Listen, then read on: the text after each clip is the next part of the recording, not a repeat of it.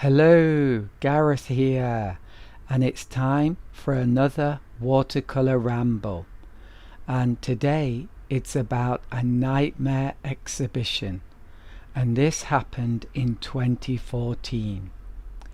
So, I had a small exhibition in a shop in a place called Usuki. So, Usuki is a small town in Oita Prefecture, and it's famous for having a lot of very old traditional Japanese buildings, especially temples. And you will see some of my paintings of Usuki. I hope you enjoyed them. There is one particular street, and there are many temples along that street, and I actually did do a painting of that street, which hopefully you will see now. They also every year have a bamboo candle festival. So basically they get lots of bamboos and they put candles in them and light them. But they do lots of designs and arrangements, and you can imagine as it gets darker it looks very, very beautiful. And I'm sure I did a painting of something like that, but I'm not sure where that is. But one day I have to do a painting of that because it is very, very beautiful. So anyway, back to my nightmare exhibition. The first part of this nightmare was that I couldn't show 3 of my best paintings, and now you're going to see one of them.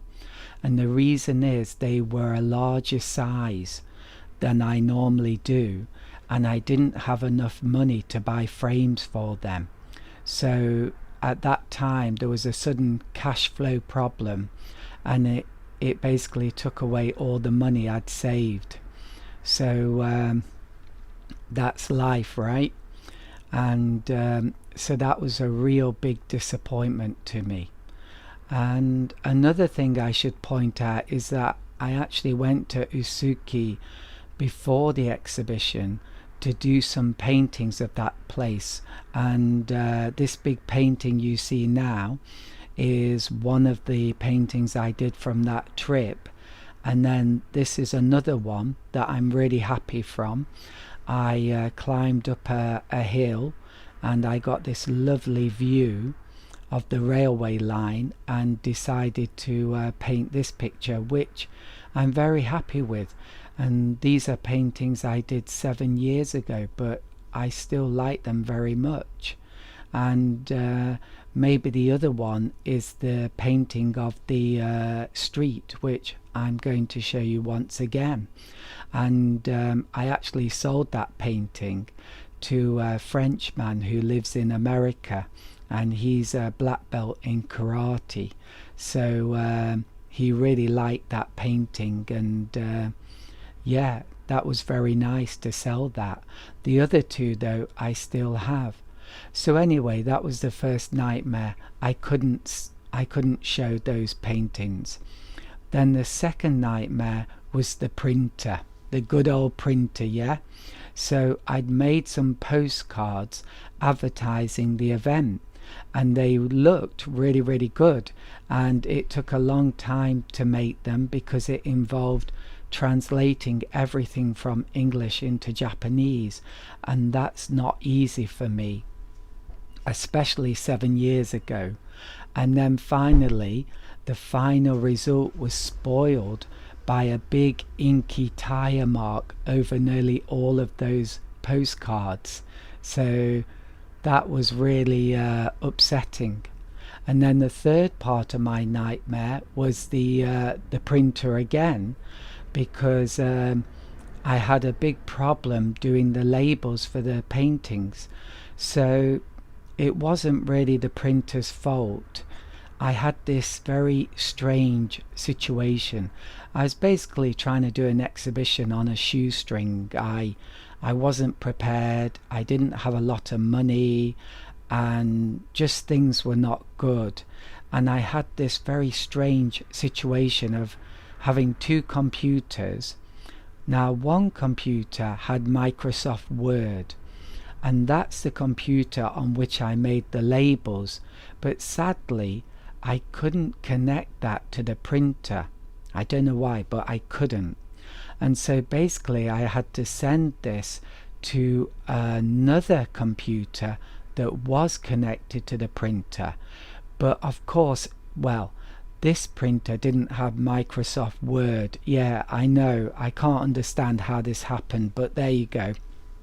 I'm not very computer literate, and maybe I had to download it using some other software.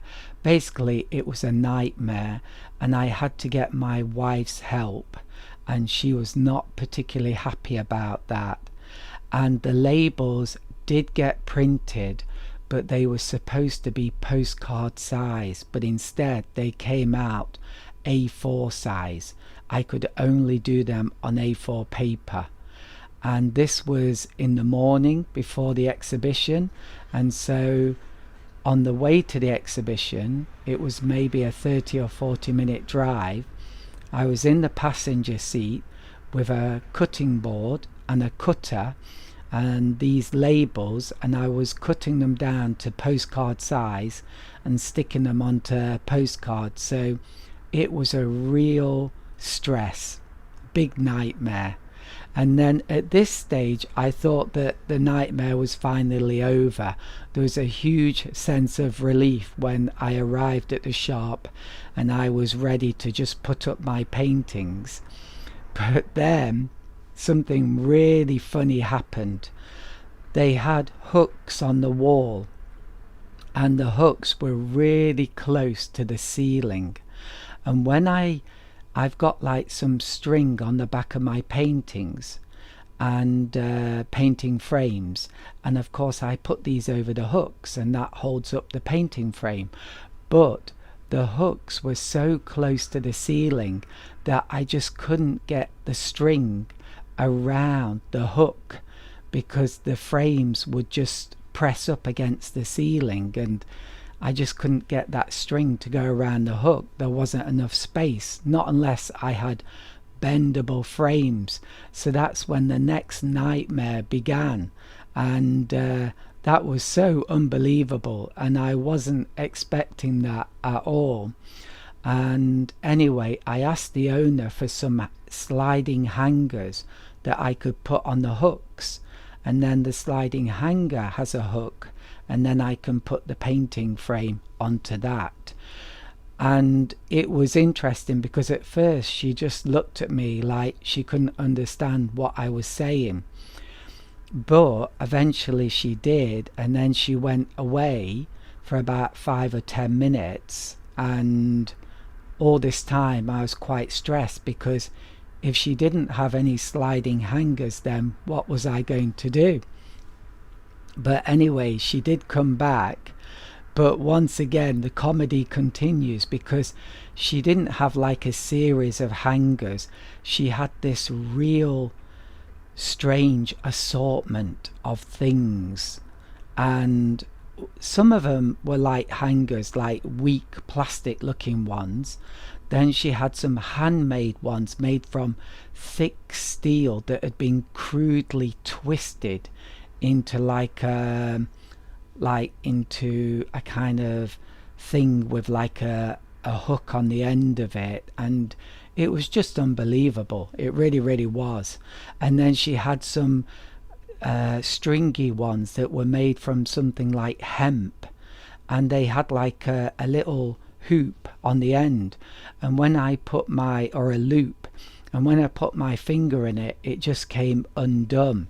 So anyway, basically I looked through these odd assortment of hangers. I chose the best ones, and then with the string ones I just I retied them and checked them with my by myself. I just pulled them and checked that they were strong, and then I managed to put my $70 frames on these hangers, feeling a little worried that they might fall off the wall, but they didn't, luckily.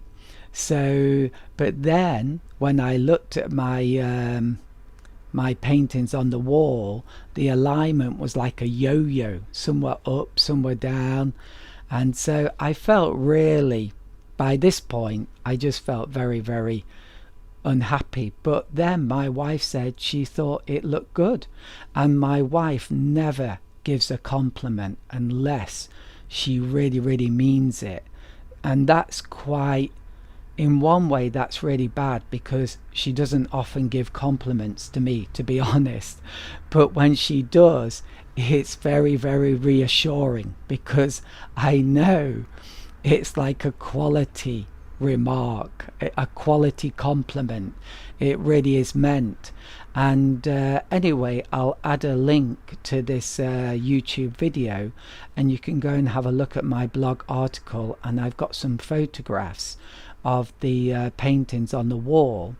And one of the great things about the wall was that it was black, and that's very, very rare, but it actually looks absolutely fantastic. So anyway, that's it. That's my story and my watercolor ramble, and I hope you enjoyed it.